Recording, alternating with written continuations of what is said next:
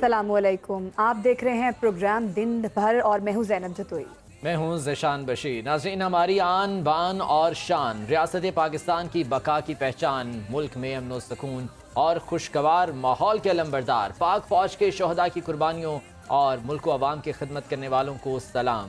कौम और रियासत शहदा की कुर्बानियों को कभी भी नहीं भूल पाएगी। इसीलिए कहते हैं कि शहीद की जो मौत है वो कौम की हयात।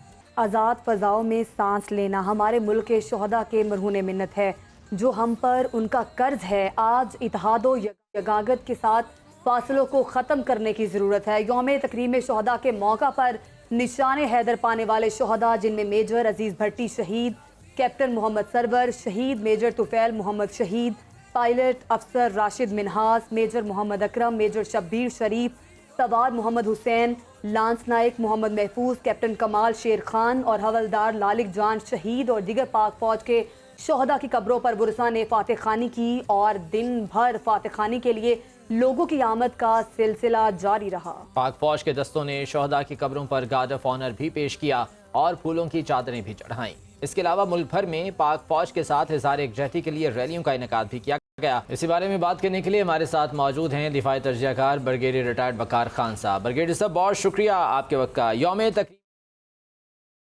आज हम मना रहे हैं और न सिर्फ पाकिस्तान बल्कि दुनिया भर को हम ये मैसेज दे रहे हैं कि हमारे शोहदा हमारा फ़ख्र हैं। आपके क्या जज्बात हैं, क्या पैगाम है इस हवाले से? Thank you Zeeshan. I think पूरी पाकिस्तानी कौम के वही जज्बात हैं जिसका आपने इजहार किया, जो सुबह से हम लोग स्क्रीन पे देख रहे हैं। इसमें अगर आप देखें जो स्पिरिट है, ये शोधा जो है वो पूरी कौम का कॉमन सरमाया होते हैं। इसमें ये फ़र्क नहीं है कि कोई लेट से आर्मी का है या एयरफोर्स का है या पुलिस का है या लॉ इन्फोर्समेंट का है। आज हमारे चीफ ऑफ आर्मी स्टाफ जो है स्पेशली पुलिस लाइन भी गए और ये इजहार यकजहती है कि शोधा जो है वो हमारा एक जॉइंट असासा है। अभी आ जाते हैं कि इसके मुहर्रकात क्या थे 9 मई के और योम शोदाए जो योम शोदा जो मना रहे हैं इसकी क्यों ज़रूरत पेश आई। 9 मई के जो वाक़यात हैं ये I think this was built over a period of time. ये कोई 8 से 10 महीने से जो पीटीआई की लीडरशिप थी अपनी एक्टिविस्ट की जहन साजी कर रही थी और उसमें जो है अपना जो उनके एक्टिविस्ट है उनको पूरा एक नेगेटिव कैंपेन के जरिए तैयार किया गया और उसमें मिलिट्री लीडरशिप को सोशल मीडिया पे टारगेट किया जाता था। इस तरीके से by and large they started focusing on rank and file. और जो 9 मई था ये इसका I would say ultimate objective था कि इसको इंफॉर्मेशन डोमेन से फिजिकल डोमेन में लाया जाए और वायलेंस में कन्वर्ट किया जाए। तो अनफॉर्चुनेटली आपने देखा कि जो बेविल्डर यूथ है पीटीआई का, उसको हल कर दिया कैंटोनमेंट्स पे, हमारे शोधा के मोनूमेंट्स पे और इसी तरह जो रेजिडेंसीज थी। लेकिन अल्लाह ने किया इसमें, I think there was a restraint from the military कि ज़्यादा खुदा न खासा ब्लडशेड नहीं हुआ और उसमें बचत होगी। लेकिन अभी सोचने की ज़रूरत है कि आगे कैसे चला जाए। ठीक सर, जिस तरह से आप अभी बात भी कर रहे थे कि मिलिट्री लीडरशिप को काफ़ी ज़्यादा टारगेट किया गया, ऐसे इवेंट्स का इनकाद होना चाहिए ताकि लोगों को बावर करवाया जा सके कि पाक आर्मी कितना अहम रोल प्ले करती है हमारी ज़िंदगियों में। तो क्या देखते हैं आपके फ्यूचर में ऐसे इवेंट्स का इनकाद होना चाहिए ताकि लोगों को अवेयर किया जा सके कि हमारे शोहदा, हमारी पाक आर्मी हमारा सरमाया है? इसमें अव्वल तो जो जिंदा कौमें होती हैं बाय लाइक पाकिस्तानी कौम अंडरस्टैंड करती है। ऐसा नहीं है कि कॉमन आदमी को इसकी अंडरस्टैंडिंग नहीं है। अगर आप देखें तो इवन यूएस में उनका अपना डेफिनेटली मार्टर्स का अपना एक लेवल है। वहाँ पे मॉन्यूमेंट्स ऑफ यूनिटी कहलाते हैं जो उनके मार्टर्स की लेट्स से मॉन्यूमेंट्स। इस तरह इंडिया में है, Bangladesh, all over the world है और इसकी बड़ी प्रोटेक्शन है, इसके बड़े सख्त लॉज हैं। अगर कोई वेंडलाइज करता है या उसकी बेतौकीरी करता है तो बड़ी सख्त पनिशमेंट्स हैं। इसी तरीके से पाकिस्तान में भी आई थिंक ये रेड लाइन कभी क्रॉस नहीं हुई थी and by and large I think 24 crore Pakistani जो है वो समझते हैं इस चीज़ को। ये सिर्फ I would say misguided bewildered youth था जिसको ये इस नहज पे लेगी पीटीआई जो है, उन्होंने ये काम किया है। मेरे ख्याल में तो ऑटोमेटिकली बिकॉज इसमें हमारे 6 सितंबर है, हमारा 23 मार्च, इस पे बड़ी यकजहती का इज़हार किया जाता है। लेकिन अभी इसकी ज़रूरत इसलिए पेश आई कि एक तो एज अ रिमाइंडर हम रिकॉल करें और हम तजदीद अहद करें अपने शोधा के साथ कि उन्होंने इतनी कुर्बानियाँ दी हैं। मैं देख रहा था कुछ मैसेजेस लाइक हमारे कैप्टन पंजाब बुहारी हैं, शहीद हैं, वो उन्होंने बड़ी बेजिगरी से लड़ते हुए जो टेररिस्ट के अगेंस्ट शहादत का रुतबा लिया उनके वालिद साहब ने अटक के एक चौक की तस्वीर लगाई जिसपे उसको वेंडलाइज किया गया था और कहते जी कि अगर यही कुर्बानी का मेरा सिला मिलना था तो मुझे बड़ा अफसोस हो रहा है। सेम इज ट्रू हर फैमिली में, like my son is in the army major, कई दफ़ा डिप्लॉयमेंट उसकी हुई ऑपरेशन एरिया में, तो हमारी फैमिली में और शोधा हैं। आई एम श्योर आपकी फैमिलीज में, आपके हमसायों में, हर गांव में कोई ऐसा चौक नहीं है पाकिस्तान में किसी शहर में जहाँ पे जी हाँ, इसका बिल्कुल। और मोनूमेंट नहीं आज है। तो आई ये थिंक तमाम तर जो चीज़ें हैं वो शोहदा ही की मरहून मिन्नत हैं। ब्रिगेडियर साहब, अभी आपने बात की थी कि इसके पीछे जो मुहर्रिकात थे 9 मई के वाक़यात, कहा ये जाता है सियासी जमातों की जानिब से, यानी कि एक सियासी जमात की जानिब से, और जो सियासी शख्सियात हैं उसमें वो ये कहते हैं कि जी ये एक नेचुरल रिएक्शन था जो कि आया था अवाम का। लेकिन आप क्या समझते हैं, क्या ये वाकई एक रिएक्शन था, ये स्पॉन्टेनियस चीज़ें थी जो कि हो गई, या बाकायदा तौर पर ये एक प्लान्ड, वेल प्लान्ड तरीके से ये सब कुछ किया गया? जी बिल्कुल, एक तो इसके लिए अवाम का लफ्ज़ जो है ना, आई थिंक ये डिसेप्शन के लिए यूज़ किया जा रहा है। अवाम तो वो है जो आज आई थिंक शोधा के साथ यकजहती का इजहार कर रही है। अवाम नहीं थी, दिस वाज बेसिकली पीटीआई के एक्टिविस्ट थे। और जैसे मैंने बताया कि आप अगर लेट्स से एक पॉइजनस प्रोपेगेंडा, फिर इनका एक पूरा इको चैम्बर है, बड़ा साइंटिफिकली ऑपरेट कर रहा है। इसमें with in Pakistan and outside, अभी मैं नाम नहीं लूंगा, नॉर्थ अमेरिका में, देन यू हैव लंदन, मुख्तलिफ जगहों पे बैठे हुए हैं डिसग्रंटल्ड कुछ रिटायर्ड लोग भी हैं मिलिट्री के, और उनको इस्तेमाल, और बड़ी इनकी कोऑर्डिनेशन थी। अभी आई थिंक चीजें बाहर आएंगी, क्योंकि कुछ एमपीज ने बताया है कि जब उनकी वीडियोज आती थी अगेंस्ट द मिलिट्री तो उसको बड़ा सेलिब्रेट करते थे। तो इसका मतलब है कि एक बाकायदा प्लानिंग थी, और उसके अंदर आप फिर एक यूथ को जो है, जिस तरह नाजीज ने किया है, जिस तरह मोदी ने भारत में किया हुआ है, आरएसएस के कार्डर्स तैयार किए हुए, बल्कि इसके ऑर्गेनाइजेशन ने, तो एक जहन साजी की गई।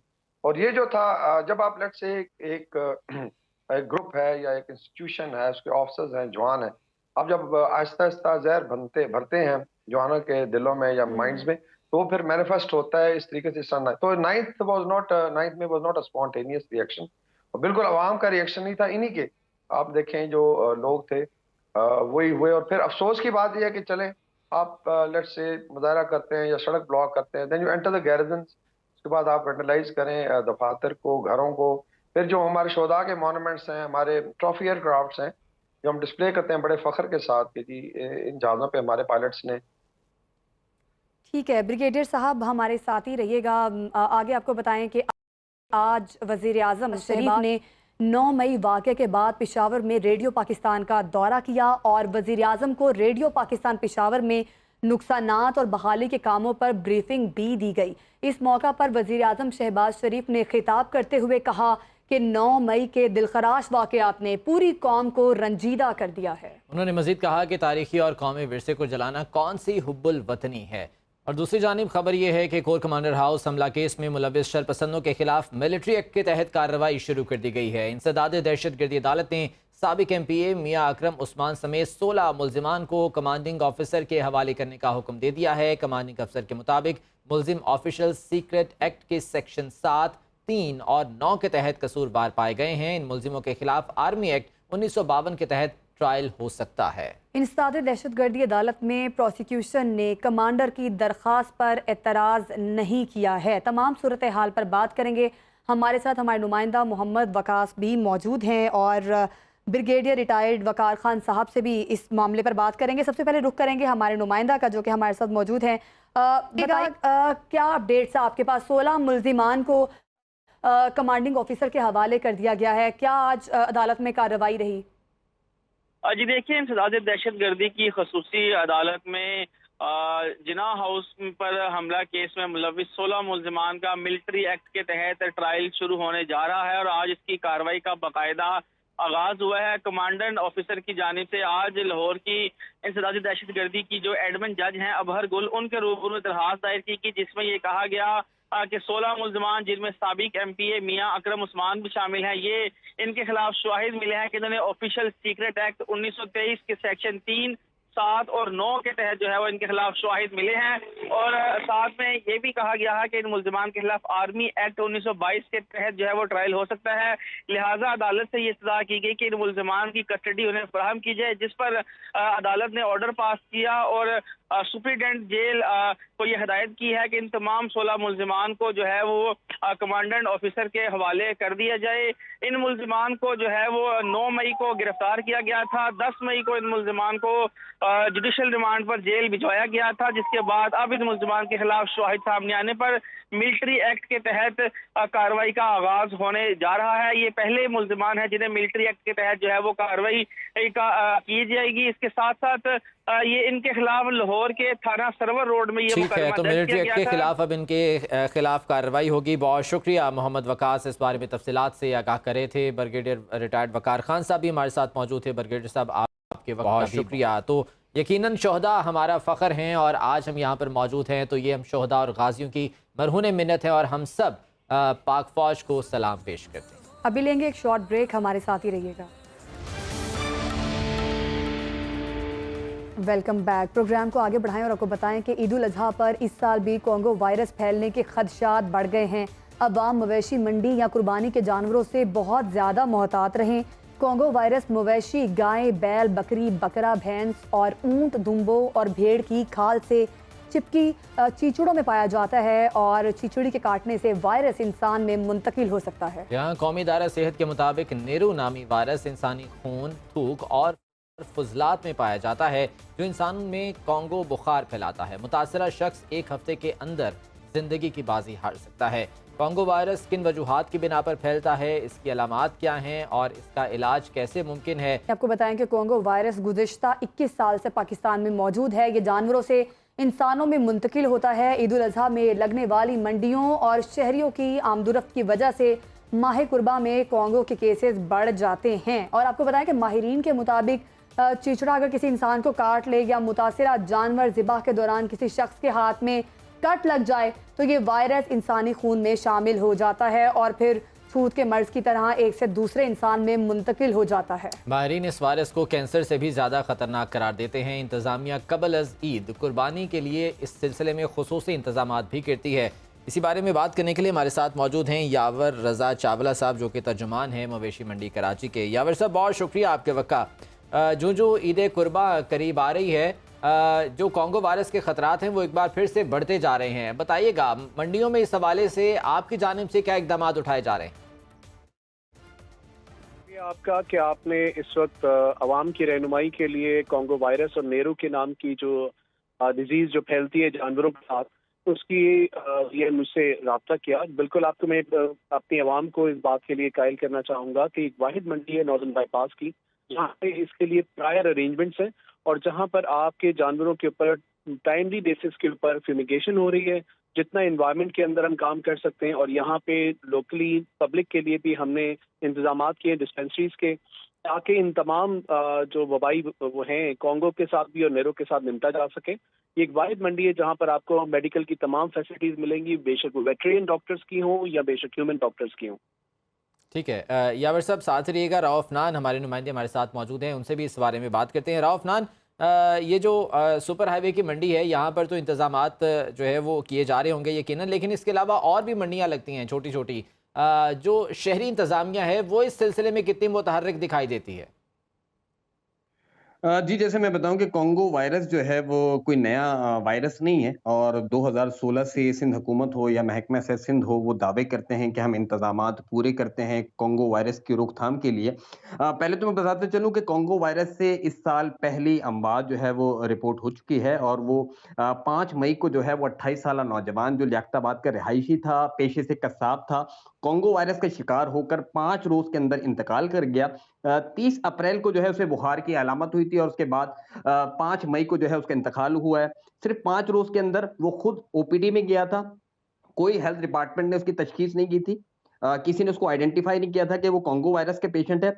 उसी के बाद जो है वो महकमा सेहत सिंध मुतहर्रिक हुआ है और उसकी जानिब से, महकमा सेहत सिंध की जानिब से एक एडवाइजरी जारी की गई तमाम डीएचओस को, मेडिकल सुपरिटेंडेंट को, कि कोंगो वायरस की रोकथाम के लिए इंतजामात किए जाएं। लेकिन रोकथाम तब मुमकिन नहीं है जब तक जो वेटनरी सर्विसेज डिपार्टमेंट है, जो बल्दिया उज़्मा के मातहत है, लाइव स्टॉक डिपार्टमेंट है, होम डिपार्टमेंट है, हेल्थ डिपार्टमेंट है, जब तक इन तमाम के दरमियान कम्युनिकेशन स्ट्रांग नहीं होगी, कॉन्गो वायरस पर रोकथाम नहीं की जा सकती। सिर्फ ये एक आरजी मवेशी मंडी जो सुपर हाईवे वाली है, सिर्फ उसकी बात नहीं है।